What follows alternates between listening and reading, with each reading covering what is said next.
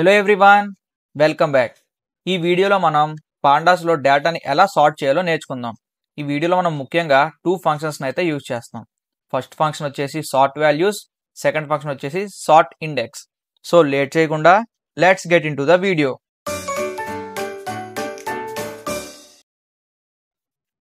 So మనం సార్టింగ్ని ఎక్కడ use చేస్తాం? మనం మెషిన్ లెర్నింగ్ అండ్ డేటా అనాలిసిస్లో సార్టింగ్ని అయితే యూజ్ చేస్తాం. మనకి top 10 data, top 1 data, lowest data, highest data ఇలాంటి డేటా కావాలనుకున్నప్పుడు మనం సార్టింగ్ అయితే యూజ్ చేయాలి. సో మనం ఫస్ట్ చేయాల్సింది ఇంపోర్ట్ పాండాస్ యాజ్ పీడీ. పాండాస్ని అయితే నేను ఇక్కడ ఇంపోర్ట్ చేసేసా. మన నెక్స్ట్ స్టెప్ వచ్చేసి డేటా సెట్ని లోడ్ చేయాలి. నేను ఇక్కడ సిఎస్వి డేటా సెట్ అయితే తీసుకోవట్లేదు. నేనే ఇక్కడ ఒక డిక్షనరీ అయితే క్రియేట్ చేసుకున్నా, దాంతోనే డేటా ఫ్రేమ్ అయితే క్రియేట్ చేస్తున్నా. మనం ఆల్రెడీ చేసాం కదా, ఒక డిక్షనరీ క్రియేట్ చేసుకుని pd.data frame అనే ఫంక్షన్ యూజ్ చేస్తే మనం ఆ డిక్షనరీని డేటా ఫ్రేమ్గా కన్వర్ట్ చేయొచ్చు. ఇప్పుడు నేను దీన్ని రన్ చేస్తే చూడండి, ఇక్కడ మనకి df.head అంటే టాప్ 5 రోస్ అయితే వస్తాయి. ఇందులో ఉండేవే 5 రోస్. సో అన్ని రోస్ అయితే మనకి డిస్ప్లే అయ్యాయి. దీంట్లో మనకి student name, maths score, science score and English score, ఇలా ఈ డేటా అయితే మనకి ఉంది. అండ్ మన నెక్స్ట్ స్టెప్ వచ్చేసి సార్టింగ్. మనం ఫస్ట్ సార్ట్ వాల్యూస్ ఎలా యూజ్ చేయాలో చూద్దాం. మనం సార్ట్ వాల్యూస్ని స్పెసిఫిక్ కాలమ్స్లోని డేటాని సార్ట్ చేయడానికి యూజ్ చేయొచ్చు. దీని సింటాక్స్ చూడండి, df.sort values by equal to column name. అంటే మనం ఇక్కడ కాలమ్ నేమ్ అయితే రాయాలి బైలో. అసెండింగ్ ఈక్వల్ టు ట్రూ అని పెడితే అది అసెండింగ్ ఆర్డర్లో వస్తుంది, అంటే లో టు హై. ఫాల్స్ అని పెడితే హై టు లో, అంటే డిసెండింగ్ ఆర్డర్లో అయితే వస్తుంది. ఈ ఎగ్జాంపుల్ చూద్దాం, ఇంకా సింపుల్గా అర్థమవుద్ది. ఇక్కడ నేను df అనే డేటా ఫ్రేమ్ నేమ్ ఇచ్చా, డాట్ సార్ట్ వాల్యూస్ అనే ఫంక్షన్ ఇచ్చాం.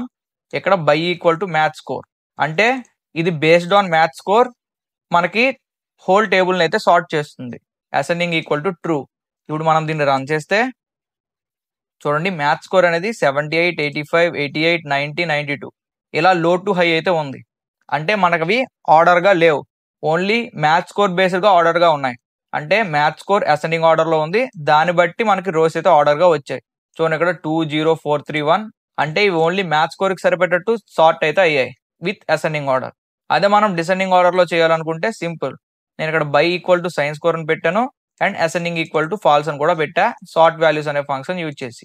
ఇప్పుడు మనం దీన్ని రన్ చేస్తే సైన్స్ స్కోర్లో హైయెస్ట్ టు లోయెస్ట్ అయితే మనకి ఇది సార్ట్ అయితే అవుతుంది. చూడండి, 95, 91, 89, 85 అండ్ 80. సో మనం ఈ విధంగా స్పెసిఫిక్ కాలంపై హోల్ డేటా ఫ్రేమ్ని సార్ట్ చేయాలి అనుకున్నప్పుడు మనం సార్ట్ వాల్యూస్ అనే ఫంక్షన్ అయితే యూజ్ చేయొచ్చు. ఇందులో మనం కాలమ్ని స్పెసిఫై చేసి అసెండింగ్ ఆర్ డిసెండింగ్ అయితే చేయొచ్చు. సో మన నెక్స్ట్ ఫంక్షన్ వచ్చేసి సార్ట్ ఇండెక్స్. సార్ట్ ఇండెక్స్ అంటే దీంట్లో మనం కాలం అయితే ఇవ్వం, అంటే స్పెసిఫిక్ కాలం నేమ్ అయితే ఇవ్వం, జస్ట్ మనం ఫంక్షన్ని డైరెక్ట్గా యూజ్ చేసేయచ్చు.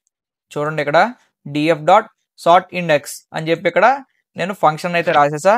ఇప్పుడు నేను దీన్ని రన్ చేస్తే చూడండి, 0, 1, 2, 3, 4 అంటే ఇది ఈ ఇండెక్స్ వైజ్గా మనకి సార్ట్ అయితే చేస్తుంది. స్పెసిఫిక్ కాలం డేటాతో మనకి సార్టింగ్ అయితే చేయదు, జస్ట్ ఈ ఇండెక్స్ని అసెండింగ్ ఆర్డర్లో అయితే మనకి కన్వర్ట్ చేస్తుంది.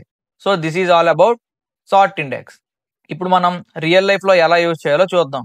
ఫర్ ఎగ్జాంపుల్, మన దగ్గర 3 కాలమ్స్ అయితే ఉన్నాయి, maths score, science score, English score. ఇప్పుడు మనం ఈ మూడింటిని టోటల్ చేద్దాం, టోటల్ స్కోర్ అనే కాలం క్రియేట్ చేసి.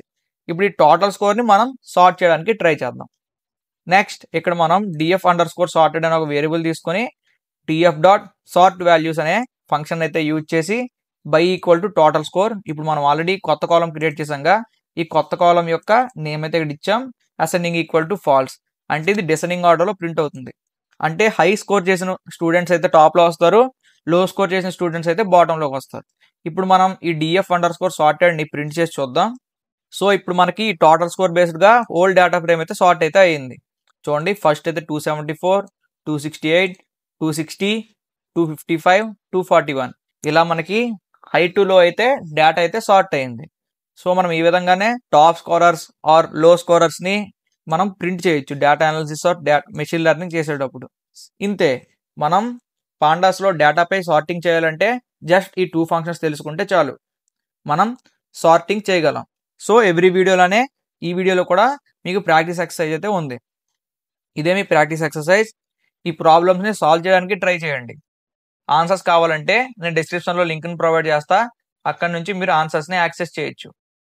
ఈ వీడియో మీరు ఎంతవరకు చూసారంటే మీకు క్లియర్గా అర్థమైందని అనుకుంటున్నా.